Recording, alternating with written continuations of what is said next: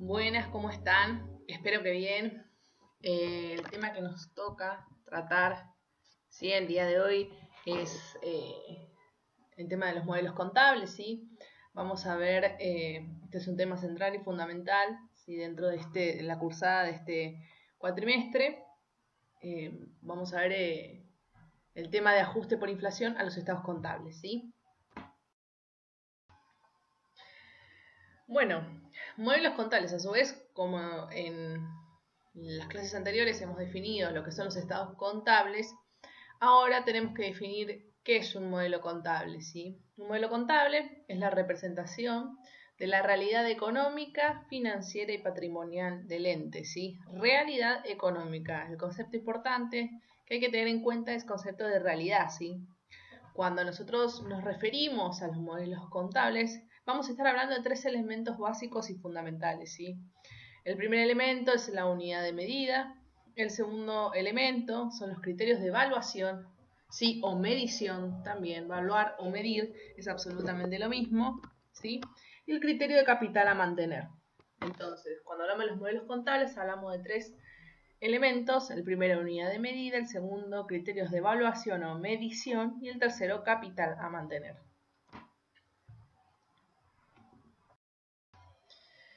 Bien, vamos a comenzar por el primer criterio, ¿sí? Que es la unidad de medida, ¿sí? Cuando hablamos de unidad de medida, nos preguntamos qué es la unidad de medida. Los diferentes tipos de organizaciones van a presentar información que tienen diferentes características, ¿sí? Una información que es heterogénea. Por ejemplo, el patrimonio de una empresa, o de un ente o una organización está formado por diferentes tipos de elementos, ¿sí? Como pueden ser mercaderías, bienes de uso, ¿sí? Créditos y demás. Estos están medidos, ¿sí?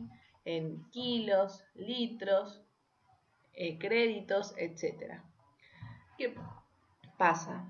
Esta heterogeneidad, ¿sí? De los elementos que conforman eh, los estados contables, ¿sí?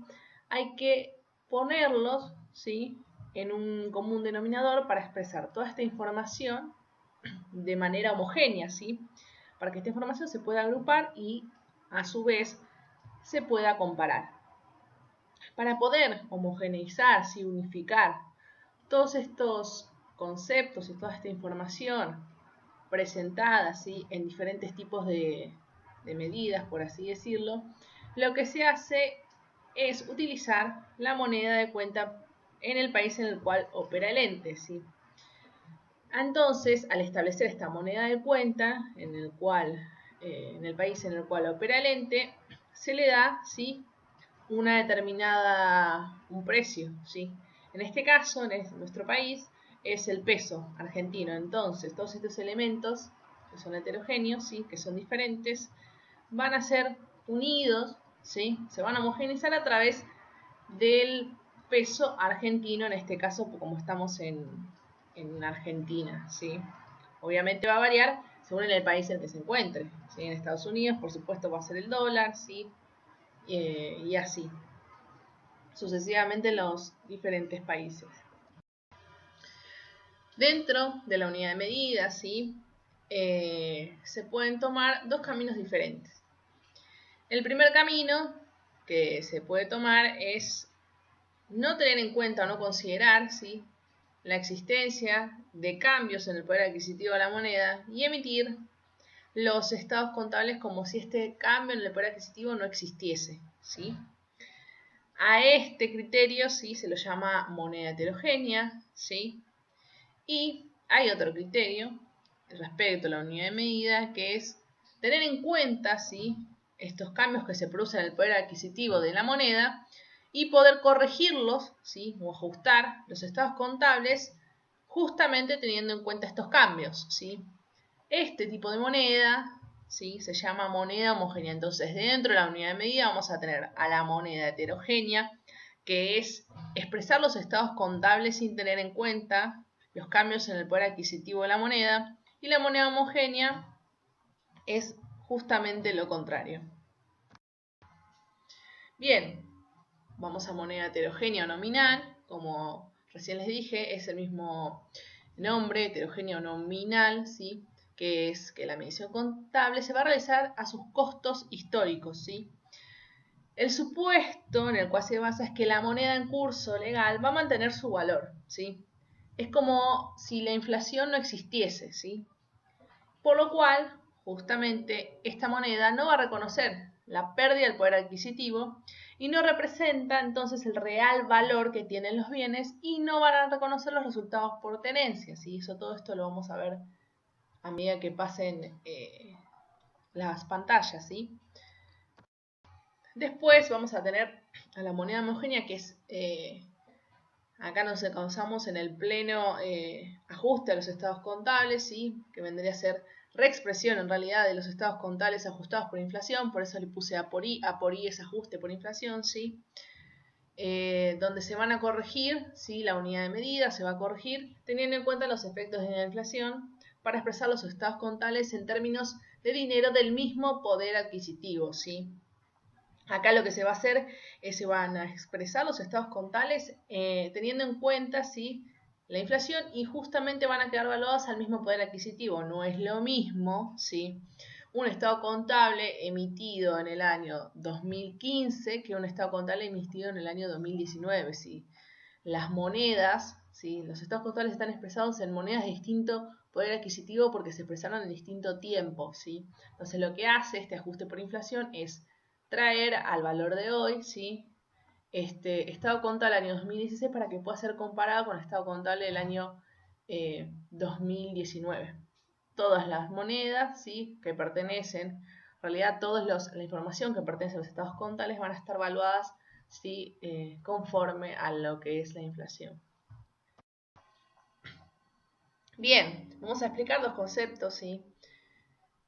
Muy importantes para lo que es la expresión de los estados contables ajustados por inflación, ¿sí? Que justamente ese concepto de inflación y el concepto contrario, que también puede llegar a pasar, pero que es muy raro que pase, que es la deflación, ¿sí? La inflación, ¿sí? Es la pérdida persistente o constante del poder adquisitivo de la moneda. Esto significa que el dinero deja de ser, ¿sí? Un patrón estable de valor porque deja de mantener, ¿sí? Justamente ese valor a lo largo del tiempo y va perdiendo su poder de compra, ¿sí? A medida que pasa el tiempo, el poder de compra va disminuyendo y justamente si este poder de compra disminuye, cada vez se va a necesitar más dinero, ¿sí? Para poder comprar lo mismo. Por ejemplo, yo en el año 2015 con 10 pesos podía comprar dos lapiceras, ¿sí? Hoy, en el año 2020, es muy probable que con la misma cantidad de dinero pueda comprar media lapicera, ¿se entiende? Entonces, ahí qué pasa, el valor nominal del billete es el mismo, pero lo que cambia es el poder adquisitivo. El poder adquisitivo es el poder de compra, ¿sí? Vuelvo a repetir, yo tengo 100 pesos, ¿sí? En el año 2015 y compraba un kilo de manzanas, hoy con 100 pesos, porque el valor del billete no cambia, ¿sí? Voy a comprar dos manzanas, ¿sí? Ahí que cambió, lo que cambió, ¿sí? Es el poder de compra. ¿Por qué? Porque se dio este proceso inflacionario, ¿sí? Y ustedes, como sabrán, en nuestro país sí sufre mucho, ¿sí? de lo que es la pérdida del poder adquisitivo de la moneda o el aumento generalizado de los precios, que es sinónimo de inflación. También el fenómeno contrario, ¿sí? A la inflación es la deflación. La deflación justamente es el fenómeno inverso en donde está manifestado por la baja de precios, ¿sí?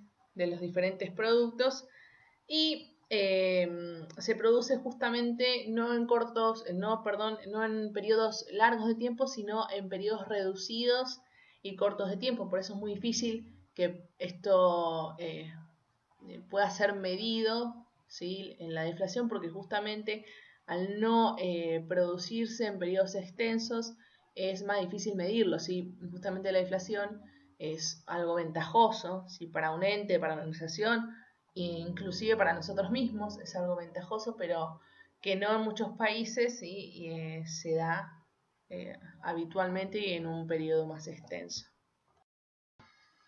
También lo que hay que diferenciar dentro de lo que es la unidad de medida, ¿sí? Después vamos a ver lo que es la técnica de Apori, ¿sí? De la moneda homogénea, según lo establecido por la resolución técnica número 6, pero para pasar a la técnica de ajuste por inflación hay que diferenciar lo que son las partidas monetarias de las no monetarias, ¿sí? Anteriormente se las denominaba partidas expuestas o no expuestas, ¿sí? A las partidas monetarias se las denominaba partidas expuestas a la inflación y a las no monetarias no expuestas a la inflación, ¿sí?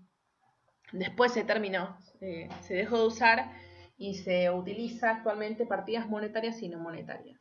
Las monetarias, ¿sí? Son aquellas partidas que tienen un valor nominal, ¿sí? Un valor cierto en moneda de curso legal del país. El ejemplo de estas partidas monetarias son justamente el dinero en efectivo, ¿sí? En el rubro caja y bancos. Créditos en pesos, ¿sí? Tiene que ser siempre en moneda del curso legal del país, sin cláusula de ajuste, que significa sin contemplar la inflación, ¿sí? Y etcétera. Ahí están en realidad las partidas no monetarias, ¿sí? Que son aquellas partidas que no poseen un valor cierto en moneda de curso legal. Por ejemplo, bienes de uso, bienes de cambio, etc. ¿Qué pasa? Las partidas monetarias tienen un valor nominal cierto. ¿Qué es este valor nominal cierto? Yo tengo un billete de 100 pesos, como les dije anteriormente. ¿Cuál es el valor nominal del billete? El valor nominal es aquel valor que está impreso en el documento, ¿sí? Yo no puedo agarrar el billete de 100 pesos, ¿sí? Y tachar los 100 pesos que dice en el billete y cambiarle por valor 1000, ¿sí? No, eso no se puede hacer. Su valor nominal siempre va a ser 100, ¿sí? Nunca va a cambiar. Entonces, por eso va a ser una partida monetaria. Lo que va a cambiar, como dijimos anteriormente, es el poder de compra, ¿sí? Porque cambia su poder adquisitivo, que eso es otra cosa, ¿sí? Pero ese billete de 100 siempre va a valer nominalmente 100, ¿sí? Por eso, en ese caso, es una partida monetaria. Y las partidas no monetarias justamente son lo contrario, ¿sí? Que su valor va fluctuando, ¿sí? Que no tiene un valor nominal. Como dije, los bienes de cambio, los bienes de uso, ¿sí? Es importante, ¿sí? Distinguir estas dos clasificaciones porque luego las vamos a utilizar cuando tengamos que exponer los modelos contables ajustados por inflación. Bueno, ahora vamos a comenzar, ¿sí? Con el segundo ítem o punto de lo que es el tema de los modelos contables, que es el punto de criterios de evaluación. Ya explicamos lo que es el primer punto, la unidad de medida, donde tenemos moneda homogénea o heterogénea. Tenemos el segundo punto, que son los criterios de evaluación, ¿sí? Evaluar o medir es absolutamente lo mismo, ¿sí? Dentro de estos criterios de evaluación tenemos el costo histórico y los valores corrientes, ¿sí? ¿Qué es el costo histórico? Es el costo, ¿sí? Del momento en el cual yo incorporo mis bienes a mi patrimonio, ¿sí? Es el costo de ese momento en el que estoy parado y en el cual yo estoy incorporando los bienes, ¿sí? A mi patrimonio. Y los valores corrientes es justamente todo lo contrario, es el valor que tienen, ¿sí? Esos bienes al día de hoy, al momento de su evaluación o medición, ¿sí? Costo histórico es el costo en el momento en el cual incorporo mi bien al patrimonio y el valor corriente es el valor de esos bienes, pero en el día de hoy. Vamos a ver un ejemplo de los criterios de evaluación. Acá va a quedar un poco más claro esta definición que yo acabo de dar. Tenemos al inicio, ¿sí? Del ejercicio económico, compro $10 a 10 pesos. Como ustedes sabrán, siempre, ¿sí? Cuando compro moneda extranjera, está evaluada, ¿sí? Debe medirse o evaluarse, ¿sí? Para incorporar al patrimonio a su tipo de cambio vendedor, ¿sí? Tenemos dos tipos de cambios, ustedes saben, cuando se compra moneda extranjera, tipo de cambio comprador y tipo de cambio vendedor. Cuando incorporo esa moneda extranjera a mi patrimonio, se incorpora al tipo de cambio vendedor, por eso entre paréntesis lo que dice TCB, ¿sí? Si compro 10 dólares a 10 pesos, que es el tipo de cambio vendedor, a ese momento de compra, ¿sí? Que vamos a poner por ejemplo que fue en el mes de junio, incorporo esos 10 dólares, ¿sí? A 10 pesos es igual a 100 pesos. Llega el fin o el cierre de ejercicio económico, 31/12 del XX, ¿sí? Tengo que volver a evaluar esos dólares, ¿sí? Que yo compré en su momento. ¿Qué pasa? Al cierre sigo teniendo esos 10 dólares, pero los tengo que evaluar justamente al cierre de ejercicio. Y la moneda extranjera siempre a cierre de ejercicio debe ser valuada a su tipo de cambio comprador, ¿sí? Siempre la moneda extranjera a fin de cierre de ejercicio tiene que ser valuada o medida a su tipo de cambio comprador. Por eso puse entre paréntesis TCC. En este caso, el tipo de cambio comprador a cierre de ejercicio es 8 pesos. Entonces, esos 10 dólares por 8 pesos es igual a 80 pesos, ¿sí? Si ustedes ven, se va a producir una diferencia, ¿sí? Entre el tipo de cambio vendedor del momento en el cual yo incorporé dicha moneda extranjera, dicho activo, ¿sí? A mi patrimonio, con respecto, ¿sí? A fin de cierre de ejercicio económico en el cual se produce una diferencia sustancial del valor. En este caso, esa diferencia es de 20 pesos. Negativo, si hago 100 menos 80 me da 20 pesos negativos. Esta diferencia, ¿sí? Esta diferencia se lo llama resultado por tenencia, ¿sí? R por T, resultado por tenencia. Resultado por tenencia es la diferencia, si ustedes verán, entre el BH es el valor histórico o costo histórico, es absolutamente lo mismo, menos el valor corriente, ¿sí? Valor histórico y costo histórico es el momento en el cual yo incorporé el bien a mi patrimonio, ¿sí? Menos el valor corriente, que es el valor de hoy, valor de cierre de ejercicio. Esa diferencia, ¿sí? Es un resultado por tenencia, R por T, ¿sí? Que surge de comparar, ¿sí? Los valores históricos respecto a los valores corrientes. Este resultado por tenencia, en este caso, en este ejemplo, es un resultado por tenencia negativo, ¿sí? Porque yo compré a 100 y a fin de cierre de ejercicio el tipo de cambio menor, ¿sí? Es 80, pero puede ser un resultado positivo también, ¿sí? Puede ser resultado negativo o resultado positivo. Dentro, ¿sí? De estos criterios de evaluación de los valores corrientes, tenemos el valor límite. El valor límite es un valor muy importante que se usa para medir, ¿sí? Los activos. Es el valor máximo al cual voy a justamente evaluar o medir mi activo, ¿sí? Es el valor de realización de dicho activo, o sea, cuánto voy a obtener cuando yo realice mi activo. Realizar es vender, ¿sí? ¿Qué pasa? Este valor límite, ¿sí? Surge de comparar ciertos tipos de valores. Vamos a ir, ¿sí? Ustedes lo van a ver desde la derecha a la izquierda, lo primero que tenemos que hacer. Ahora yo voy a explicar después todos los valores que aparecen acá. Es comparar el BNR contra el BUE, ¿sí? O el UGE. BNR es el valor neto de realización, después vamos a ver qué es. Compararlo, ¿sí? Con el valor de utilización económica o la unidad generadora de efectivo, cualquiera de esos dos. De esos dos valores voy a elegir el mayor. El mayor de esos dos valores se le denomina el valor recuperable, ¿sí? Este valor recuperable, ¿sí? Lo voy a comparar con el costo de reposición, con el CR que ven ahí, y la comparación entre el valor recuperable, ¿sí? Y el costo de reposición voy a tener que elegir el menor. El menor de esos dos valores va a ser mi valor límite, valor al cual yo, mi activo, no voy a poder sobrepasar su valor máximo. Bien.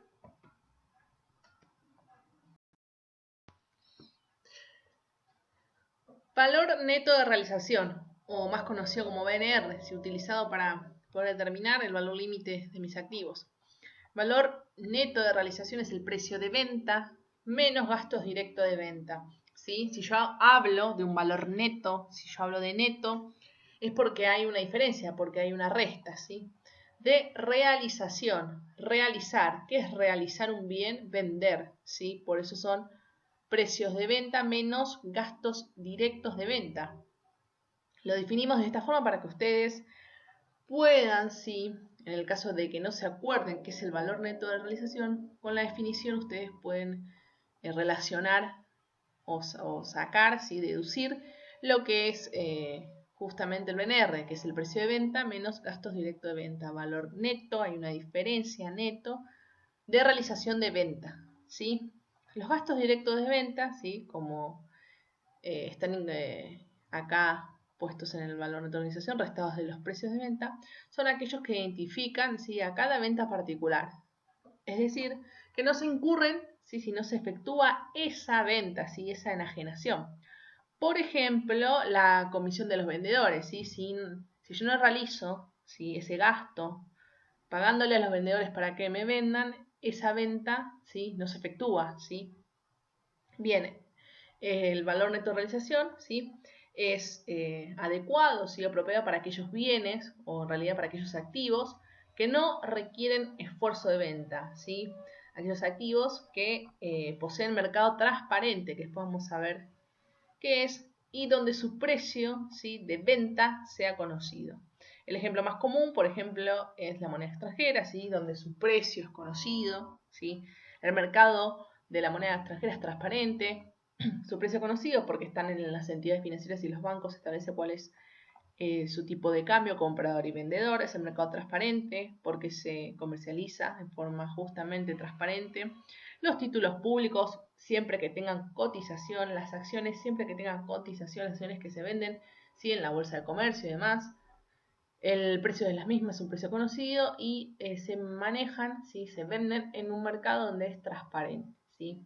Entonces, el valor de autorización es apropiado para aquellos activos que no requieren esfuerzo de venta, que se encuentran incorporados en un mercado transparente y su precio es conocido, ¿sí? Es que no requieren esfuerzo de venta porque justamente su precio es conocido. Además, sí, de que estos bienes no tienen que requerir esfuerzo de venta o comercialización o enajenación, se requiere que sean fungibles, ¿sí? ¿Qué son estos bienes fungibles? Son aquellos que pueden ser sustituidos o intercambiados por otros bienes de misma cantidad y calidad, ¿sí? Sin que ello pueda alterar lo que es la cuantía del patrimonio de su propietario. Por ejemplo, la moneda extranjera, barras de oro, etcétera. Yo puedo intercambiar, ¿sí? Un billete de 100 pesos por otro billete de 100 pesos, ¿sí? Eso es absolutamente igual en cantidad, calidad y especie, ¿sí? Eso es un bien fungible. En el caso de, por ejemplo, un título público o una acción y demás, el BNR, como ejemplo, será el valor de cotización de este título público o acción menos la comisión que se le paga a la agente de bolsa, que es el encargado de vender este título público, ¿sí? En el mercado de valores. Y obviamente los gastos que tienen que ver con la bolsa, ¿sí? Los gastos bursátiles necesarios para la comercialización de este bien.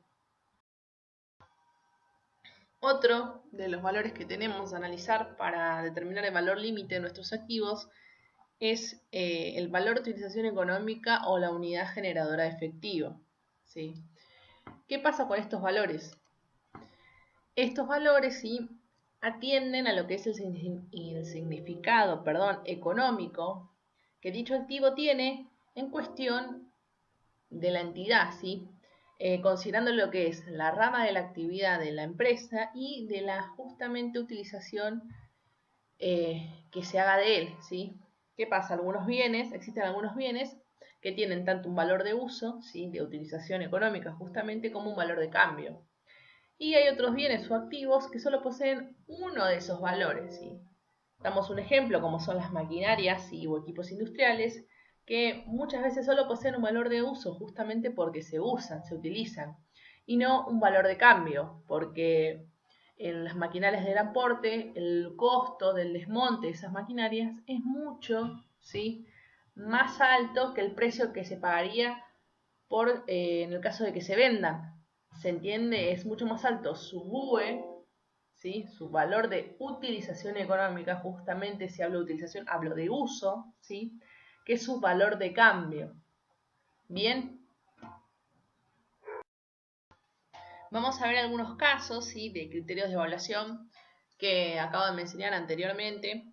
Por ejemplo, en una empresa comercial, Yo puse como ejemplo una empresa o un ente que se dedica a la comercialización de indumentaria, ¿sí?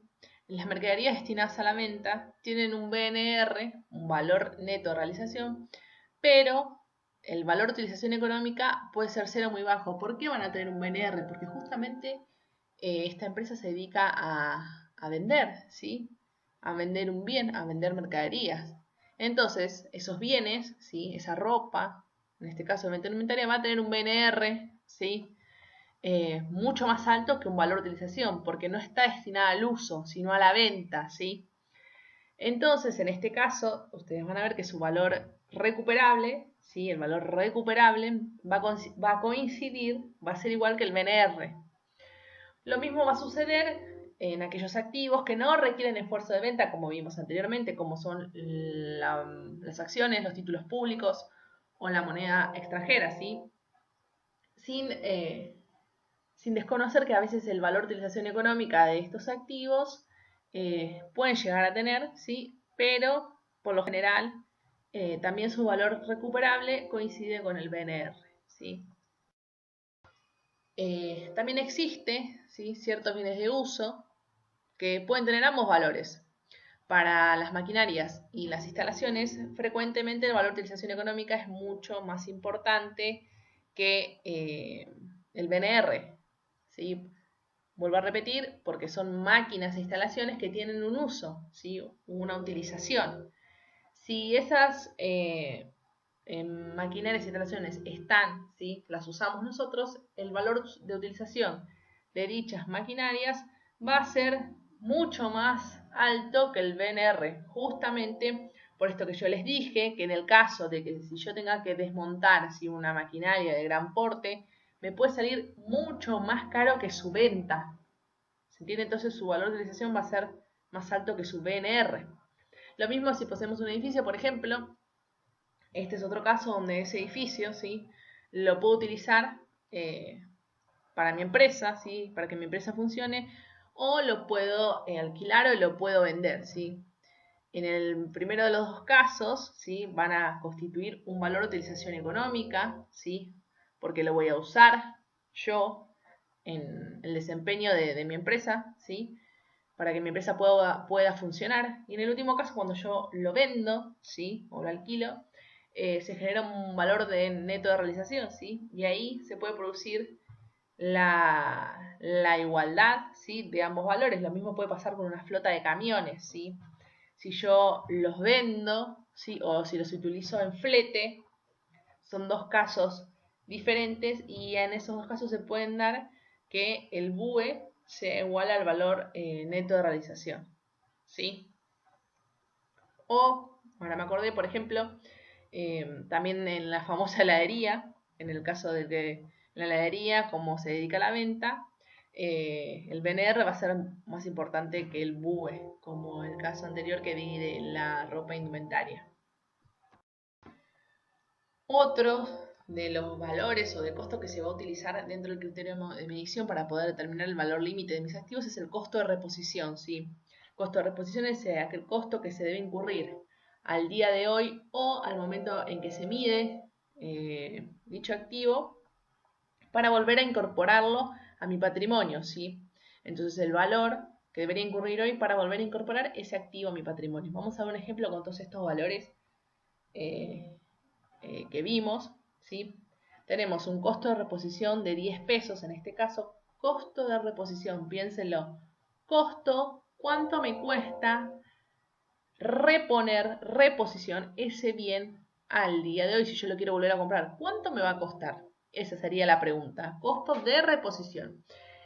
En este ejemplo tenemos un costo de reposición de 10, ¿sí? Un BNR, un valor neto de realización. El costo de reposición está relacionado con justamente la compra y el BNR con la venta, ¿sí? Valor neto de realización, venta. En este caso tenemos un BNR de 5 pesos y un valor de utilización económica es el valor que se le da al uso, ¿sí? Es un valor actual, ¿sí? De los ingresos futuros que se tendrán justamente por su utilización económica, valor de utilización económica, en este caso 2, ¿sí? Acá abajo les puse en grande parece redundante, pero quiero que lo tengan, ¿sí?, presente siempre, de que nunca voy a poder valuar mi activo por encima del valor límite, nunca, ¿sí?, si no queda sobrevaluado. Esto es el cierre de ejercicio económico. Nunca voy a poder valuar mi activo por encima del valor límite. Bien, ¿qué vamos a tener que hacer utilizando, ¿sí?, esa tablita que yo les di, ¿sí?, de los valores comparados? Para determinar el valor límite vamos a comparar el BNR con el valor de utilización económica. En este caso el BNR es 5 pesos, el valor de utilización económica es 2 pesos. De estos dos, ¿cuál voy a elegir? El mayor, ¿sí? Elijo el mayor, o sea, el BNR, ¿sí?, va a ser el mayor de estos dos, ¿sí? Es el valor recuperable. Una vez que tengo este valor recuperable, que es el mayor entre el BNR y el BUE, lo voy a comparar, ¿sí?, con el costo de reposición, que en este caso era 10.